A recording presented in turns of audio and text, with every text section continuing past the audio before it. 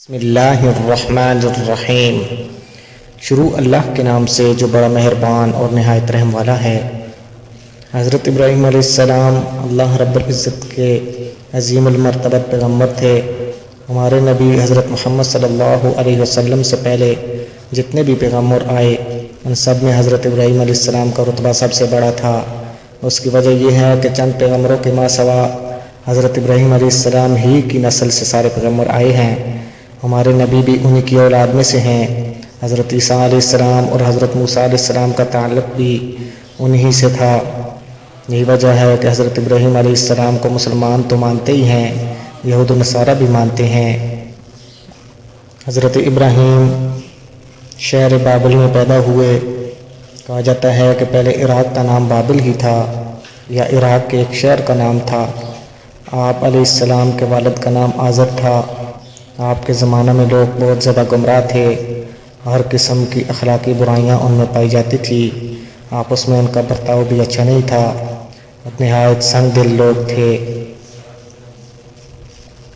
اس کے مقابلے میں اللہ رب العزت نے حضرت ابراہیم علیہ السلام کے بارے میں فرمایا کہ وہ رحیم المزاج اور حلیم الطبع تھے۔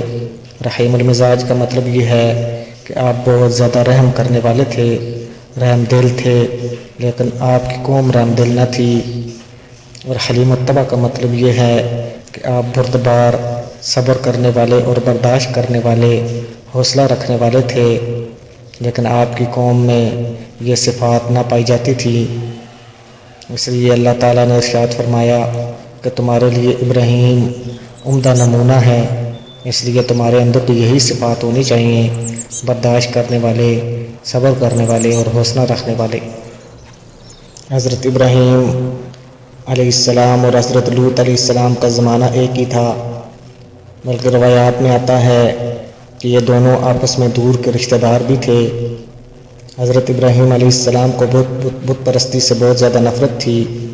حضرت ابراہیم علیہ السلام کے باپ خود بت پرست تھے اور وہ بتوں کا بہت بڑا کاروبار کیا کرتے تھے، بت بناتے اور بازاروں میں فروخت کرتے۔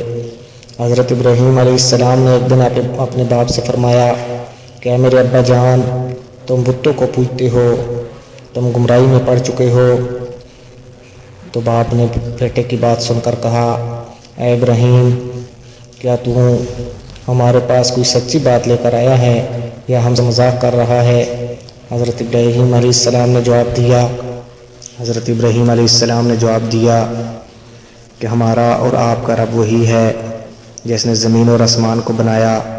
پھر آپ نے فرمایا کہ اے میرے ابا جان، تم ایسی چیز کی کیوں عبادت کرتے ہو جو نہ کچھ سنے اور نہ کچھ دیکھے اور نہ تمہارے کچھ کام آ سکے؟ اے میرے ابا جان، میں تمہارے پاس ایسا علم لے کر پہنچا ہوں جو تم لوگوں کے پاس نہیں ہے۔ آپ میرے کہنے پر چلو، میں سیدھا رستہ بتلاؤں گا۔ اے میرے ابا جان، تم شیطان کی پرستش نہ کرو، شیطان رحمان کی نافرمانی کرنے والا ہے۔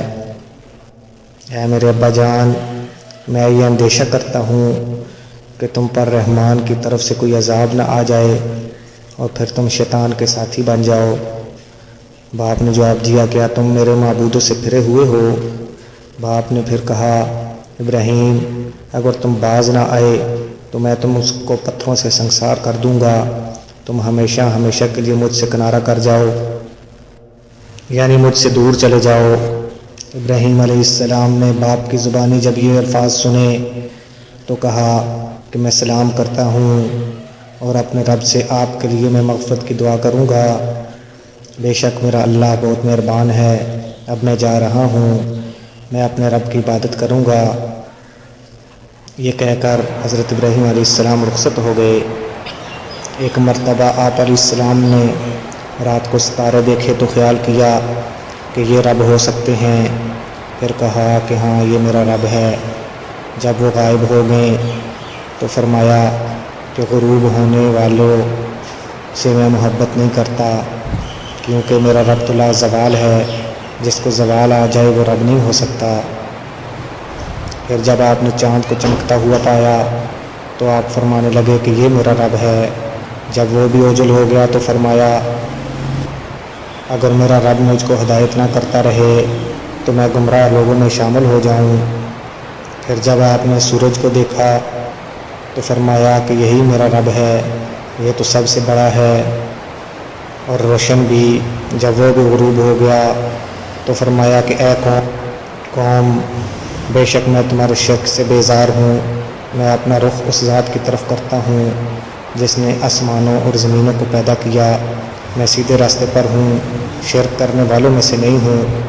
اور آپ نے فرمایا کہ رب وہی ہے جس نے مجھ کو اور ان سب چیزوں کو پیدا کیا ہے، اور وہی ہماری رہنمائی کرتا ہے، وہی مجھ کو کھلاتا ہے پلاتا ہے، جب میں بیمار ہوتا ہوں تو شفا بھی دیتا ہے۔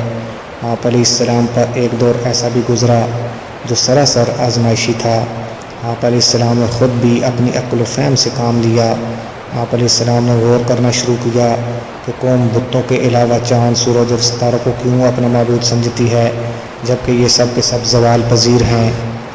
وہاں شاعر کی روایت کے مطابق ہر سال میلہ لگا کرتا تھا۔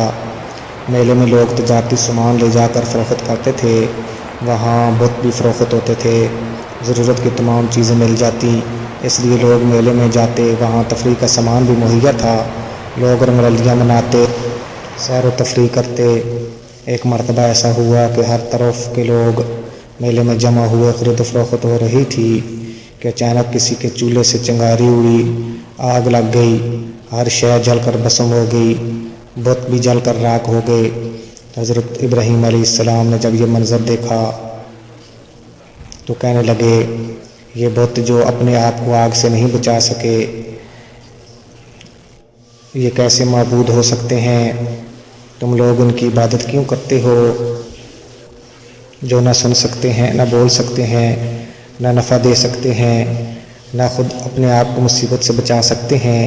وہ کیسے خدا ہو سکتے ہیں؟